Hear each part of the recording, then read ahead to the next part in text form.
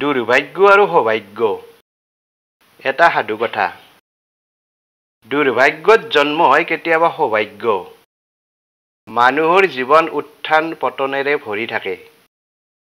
দুৰ্ভাগ্যই কেতিয়াবা সৌভাগ্য উদয় কৰিব পাৰে। দুৰ্ভাগ্য কাৰোবাৰ জীৱনত আশীৰ্বাদো হৈ পৰে। দুৰ্ভাগ্য কিদৰে সৌভাগ্য হ'ব পাৰে, তেনে এটা কাহিনী সাধু কথা এটাৰ মাজেৰে জানো আহক।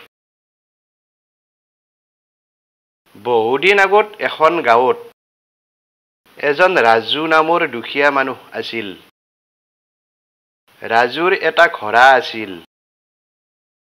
ঘোঁৰাটোৰ পিঠিত বস্তুবোৰ টানি যি টকা পাইছিল, সেই টকাৰে ঘৰখন চলিছিল। ৰাজুৰ ঘৈণীয়েক আছিল যদিও সিহঁতৰ ল'ৰা-ছোৱালী নাছিল।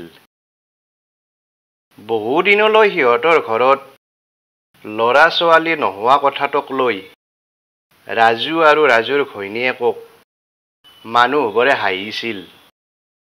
ওচৰৰ মানুহবোৰে কৈছিল, ৰাজু আৰু ঘৈণীয়েক দুৰ্ভগীয়া, সিহঁতৰ সন্তান নাই।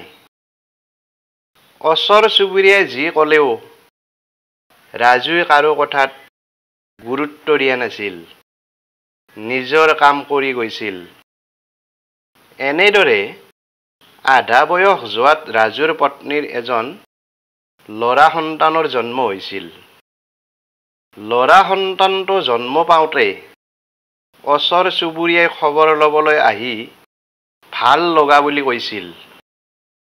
কিছুমানে আৰু কৈছিল, আধা বয়স যোৱা মাক বাপেকৰ সন্তান, সন্তানৰ আৰ্জন খাব নাপাওঁতে মাক বাপেক মৰিব। সন্তান ডাঙৰে নহ'ব, সৰু হৈ থাকিব। ৰাজুৱে কাৰো কথাত একো উত্তৰ দিয়া নাছিল। যিসকল মানুহে সন্তান জন্ম নহওঁতে ৰাজুক দুৰ্ভগীয়া বুলি হাঁহিছিল, সেইসকলে আকৌ সন্তান জন্ম পোৱাৰ পাছত খবৰ ল'বলৈ আহি ভাল লগা বা আন কিবা কোৱা কথাবোৰ ৰাজুই পচন্দ কৰা নাছিল। এনেদৰে কিছু বছৰ পাছত এখন ডাঙৰ যুদ্ধ লাগিছিল।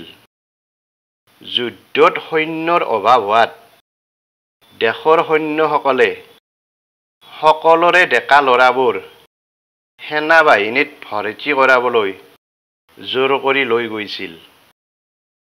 ডেকা ল'ৰাবোৰ যুদ্ধৰ বাবে সৈনিকসকলে ধৰি নিয়াৰ পাছত ল'ৰাবোৰৰ মাক বাপেকবোৰে হিয়া ঢাকুৰি কান্দিছিল।